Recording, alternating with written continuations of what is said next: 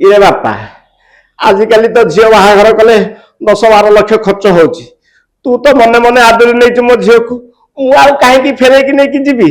ତୁ ଯଦି ନେଇଛୁ ନେ ସମ୍ଭାଳେ, ମୁଁ ଟିକେ ପଇସା ଧନରୁ ମୁକ୍ତି ପାଏ। ବାପା ଡବଲ କିଳା ନେ, ଘରକୁ ନେଇକି ଯା, ସମ୍ଭାଳି ସୁମୁଳିକି ରଖିବୁ। ଆପଣ ଏଇ ଲାଇନରେ ଅଛନ୍ତି, ଆପଣ କମେଡି ଲାଇନରେ ଅଛନ୍ତି, ଓଡିଶାର ବେଷ୍ଟ କମେଡିଆନ ଆପଣ କାହାକୁ କହିବେ? ମତେ ଭଲ ଲାଗେ ପ୍ରଜ୍ଞା ଶଙ୍କର ଯୋଡି। ଆଚ୍ଛା, କଣ ପାଇଁ? କାରଣ ମୁଁ ତାଙ୍କ କଣ୍ଟେଣ୍ଟଟା, ମୁଁ ଯେତେବେଳେ ତାଙ୍କ କଣ୍ଟେଣ୍ଟଟା ଦେଖେ, ତାଙ୍କର ପର୍ଟିକୁଲାର ଗୋଟେ ଷ୍ଟୋରିକୁ ନେଇକି ସେ କଣ୍ଟେଣ୍ଟ କରନ୍ତି, ଯୋଉଟାକି ତା ଭିତରେ ହସ ରହିଛି, ଷ୍ଟୋରି ରହିଛି, ଲୋକଙ୍କୁ ସମାଜକୁ କିଛି ଶିକ୍ଷଣୀୟ ବାର୍ତ୍ତା ସେମାନେ ଦେଇଥାନ୍ତି। ମୁଁ ତ ସେଥିପାଇଁ ତାଙ୍କୁ ବହୁତ ଲାଇକ୍ କରେ। ତାଙ୍କର ଦେଖିବେ କଣ୍ଟେଣ୍ଟରେ କୌଣସି ପ୍ରକାର ଅଶ୍ଳୀଳତା ନାହିଁ, ମତେ ଭଲ ଲାଗେ। ତାହେଲେ ଆପଣଙ୍କ ତା ହିସାବରେ ଭିତରେ ପପୁ ଭାଇ ବି ରହିବେ, ଆମର ହରି ଭାଇ ବି ରହିବେ, କିନ୍ତୁ ମତେ ବେଶୀ ଭଲ ଲାଗେ ପ୍ରଜ୍ଞା ଶଙ୍କରଙ୍କର ଯୋଡି। ଆପଣ ୟୁଟ୍ୟୁବର ହିସାବରେ ଛୋଟ ପରଦାରେ ଆପଣ କେବେ, ଯେମିତିକି ଏବେ ରିସେଣ୍ଟଲି ବହୁତ ସାରା ୟୁଟ୍ୟୁବର ଯାଇକି ବଡ ପରଦାରେ ବି କାମ କରୁଛନ୍ତି, ବଡ ବଡ ଆର୍ଟିଷ୍ଟଙ୍କ ସାଙ୍ଗରେ, କୋ ଆର୍ଟିଷ୍ଟଙ୍କ ସାଙ୍ଗରେ କାମ କରୁଛନ୍ତି, ସେମିତି ଆପଣଙ୍କର ଫ୍ୟୁଚର ଏମ୍ କଣ ଅଛି? ମତେ ନିଶ୍ଚିନ୍ତ, ମୁଁ ଯଦି ମତେ ଭଳିଆ ସୁଯୋଗ ମିଳେ ମୁଁ ନିଶ୍ଚିନ୍ତ କରିବି। ଆଉ ଏଥିରେ କିଛି ଦ୍ୱିମତ ନାହିଁ। ମତେ ଆଗକୁ ଯଦି ସେମିତି ସୁଯୋଗ ମିଳେ ମୁଁ ନିଶ୍ଚିନ୍ତ ଆକ୍ଟିଂ କରିବି। ୟୁଟ୍ୟୁବରେ ଆପଣ କେତେ କଣ ମନ୍ଥଲି କମାଉଛନ୍ତି? ୟୁଟ୍ୟୁବରୁ ବର୍ତ୍ତମାନ ଦେଖନ୍ତୁ, ଆମର ଯେହେତୁ ନୂଆ ଚ୍ୟାନେଲ କରିଛୁ, ଆମେ ଅବିକା ରିସେଣ୍ଟଲି ମନିଟାଇଜେସନ ହେଇଛି ଆମେ ଯୋଉ ଚ୍ୟାନେଲରେ କାମ କରୁଛୁ। ଆଉ ଏମିତି ରୋଜଗାର କରିବାକୁ ହେଲେ ଫ୍ୟାମିଲି ଚଳିବା ପାଇଁ ହେଇଯାଉଛି। ଆପଣଙ୍କର ଲାଷ୍ଟ ଯୋଉ କମେଡି ଆପଣ ଯୋଉଟା ଭଲ ଲାଗିଛି ସେଥିର ଗୋଟିଏ ଆମର ଅଡିଏନ୍ସ ମାନଙ୍କୁ କହିଦିଅନ୍ତୁ। ଆମର ଗୋଟେ ଅବିକା ଆସୁଛି ନୂଆ ଚ୍ୟାନେଲ, ଏବେ ସୁଟିଂ ହେଇଛି, ତାର ଲାଇନ କୁ ଆସିନି, ଏଡିଟିଂ ସେଟଅପରେ ଅଛି। ତାର ଗୋଟେ ଡାୟଲଗ ମତେ ଭଲ ଲାଗୁଥିଲା, ଇରେ ବାପା ଆଜିକାଲି ତ ଝିଅ ବାହାଘର କଲେ 10-12 ଲକ୍ଷ ଖର୍ଚ୍ଚ ହଉଛି। ତୁ ତ ମନେ ମନେ ଆଦରି ନେଇଛୁ ମୋ ଝିଅକୁ, ମୁଁ ଆଉ କାହିଁକି ଫେରେଇକି ନେଇକି ଯିବି? ତୁ ଯଦି ନେଇଛୁ ନେ ସମ୍ଭାଳେ, ମୁଁ ଟିକେ ପଇସା ଧନରୁ ମୁକ୍ତି ପାଏ। ବାପା ଡବଲ କିଳା ନେ, ଘରକୁ ନେଇକି ଯା, ସମ୍ଭାଳି ସୁମୁଳିକି ରଖିବୁ।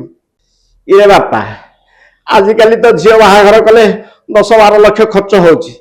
ତୁ ତ ମନେ ମନେ ଆଦରି ନେଇଛୁ ମୋ ଝିଅକୁ, ମୁଁ ଆଉ କାହିଁକି ଫେରେଇକି ନେଇକି ଯିବି? ତୁ ଯଦି ନେଇଛୁ ନେ ସମ୍ଭାଳେ, ମୁଁ ଟିକେ ପଇସା ଧନରୁ ମୁକ୍ତି ପାଏ। ବାପା ଡବଲ କିଳା ନେ, ଘରକୁ ନେଇକି ଯା, ସମ୍ଭାଳି ସୁମୁଳିକି ରଖିବୁ। ଆପଣ ଏଇ ଲାଇନରେ ଅଛନ୍ତି, ଆପଣ କମେଡି ଲାଇନରେ ଅଛନ୍ତି, ଓଡିଶାର ବେଷ୍ଟ କମେଡିଆନ ଆପଣ କାହାକୁ କହିବେ?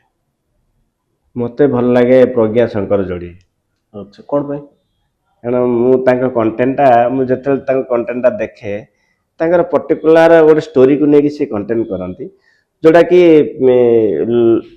ତା ଭିତରେ ହସ ରହିଛି, ଷ୍ଟୋରି ରହିଛି, ଲୋକଙ୍କୁ ସମାଜକୁ କିଛି ଶିକ୍ଷଣୀୟ ବାର୍ତ୍ତା ସେମାନେ ଦେଇଥାନ୍ତି।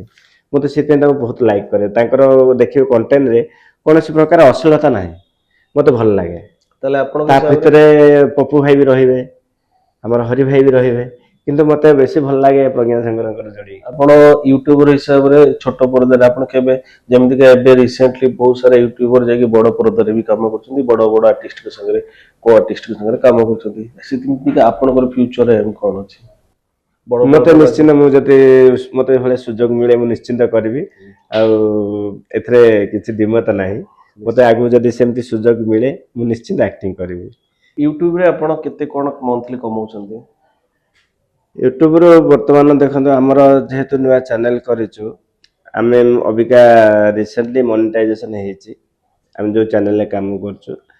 ଆଉ ଏମିତି ରୋଜଗାର କରିବାକୁ ହେଲେ ଫ୍ୟାମିଲି ଚଳିବା ପାଇଁ ହେଇଯାଉଛି। ଆପଣଙ୍କର ଲାଷ୍ଟ ଯୋଉ କମେଡି ଆପଣ ଯୋଉଟା ଭଲ ଲାଗିଛି ସେଥିର ଗୋଟିଏ ଆମର ଅଡିଏନ୍ସ ମାନଙ୍କୁ କହିଦିଅନ୍ତୁ।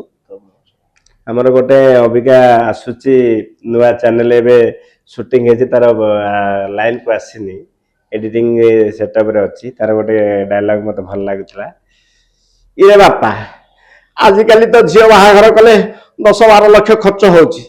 ତୁ ତ ମନେ ମନେ ଆଦରି ନେଇଛୁ ମୋ ଝିଅକୁ, ମୁଁ ଆଉ କାହିଁକି ଫେରେଇକି ନେଇକି ଯିବି? ତୁ ଯଦି ନେଇଛୁ ନେ ସମ୍ଭାଳେ, ମୁଁ ଟିକେ ପଇସା ଧନରୁ ମୁକ୍ତି ପାଏ।